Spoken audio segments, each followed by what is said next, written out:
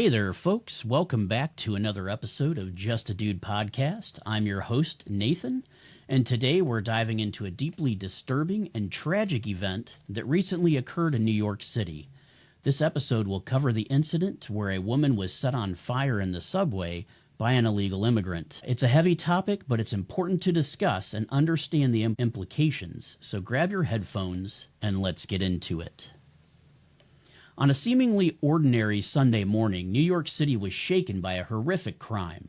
A woman was set on fire while she was sleeping on a subway train at the Coney Island Sitwell Avenue station.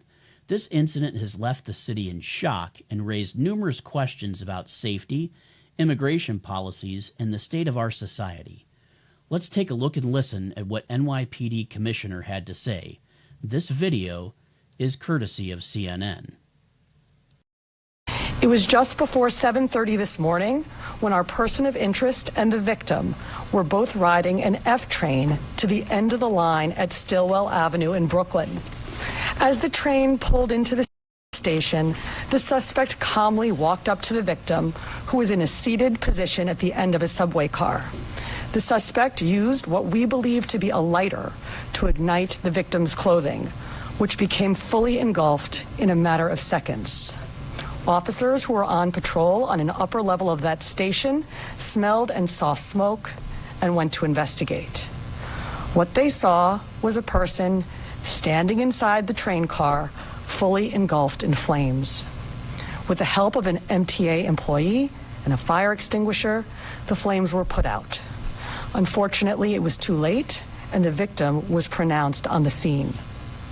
Unbeknownst to the officers who responded, the suspect had stayed on the scene and was seated on a bench on the platform just outside the train car.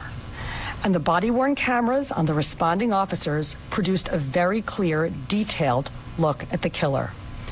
After the NYPD disseminated those images, 3 high school-aged New Yorkers called 911 to say that they recognized the suspect.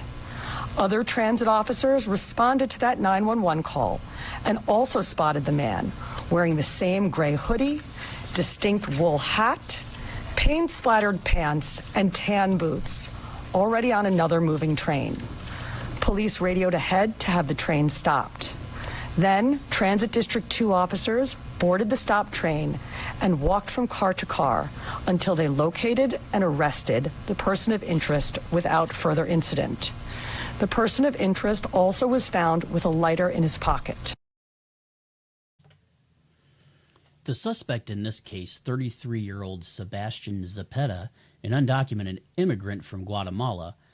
Zepeda had previously been deported from the United States in 2018, but somehow managed to re-enter the country. On that fateful Sunday, surveillance footage captured Zepeda calmly approaching the woman, who was sitting motionless and may have been sleeping, and setting her clothing on fire. Within moments, she was engulfed in flames. The woman, whose identity is still being confirmed, was pronounced dead at the scene. The sheer brutality of this act has been described by the New York City Police Commissioner, Jessica Tisch, as one of the most depraved crimes one person could possibly commit against another human being. The suspect, Zepeda, was apprehended hours after images were disseminated across the city. He was found with a lighter in his pocket and has since been charged with first and second-degree murder and arson. This incident has sparked a heated debate about immigration policies and the safety of public spaces.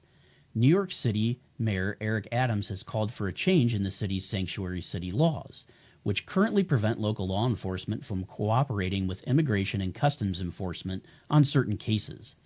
This tragic event has intensified calls for stricter immigration enforcement and has led to a reconsideration of New York City's sanctuary city policies. To give you more context, let's delve into the details of the incident and the broader implications it has for our society. We'll start by discussing the timeline of events leading up to the crime and the immediate aftermath.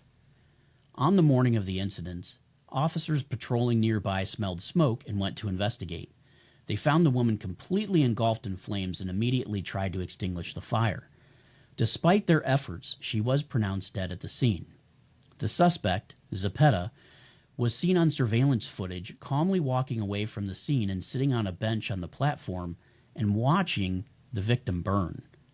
He was later apprehended after 3 high school students recognized him from the images circulated by the police.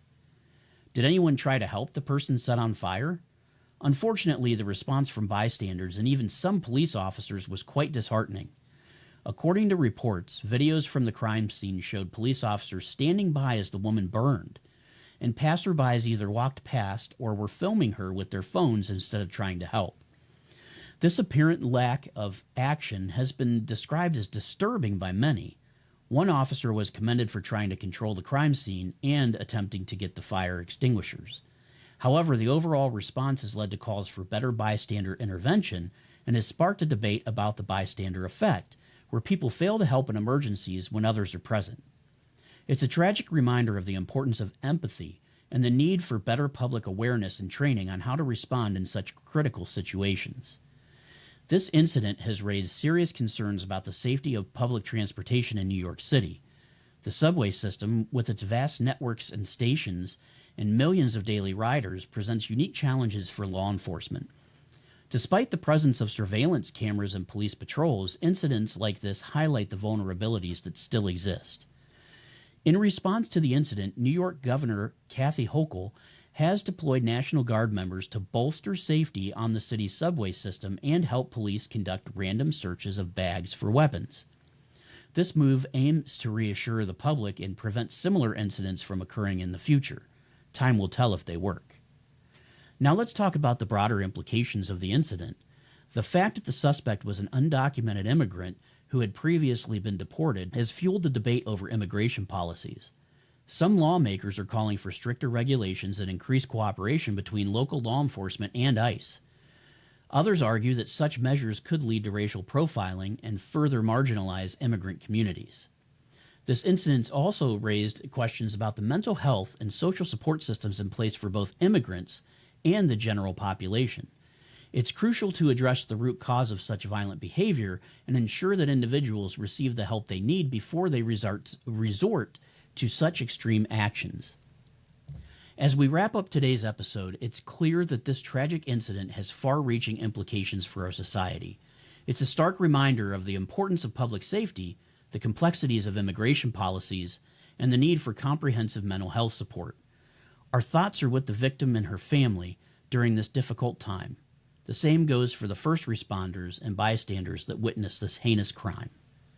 I want to thank you for tuning in to Just a Dude podcast. If you found this information or this episode informative, don't forget to subscribe and leave a review. And remember, stay curious, keep asking questions. Until next time, this is Nathan, signing off.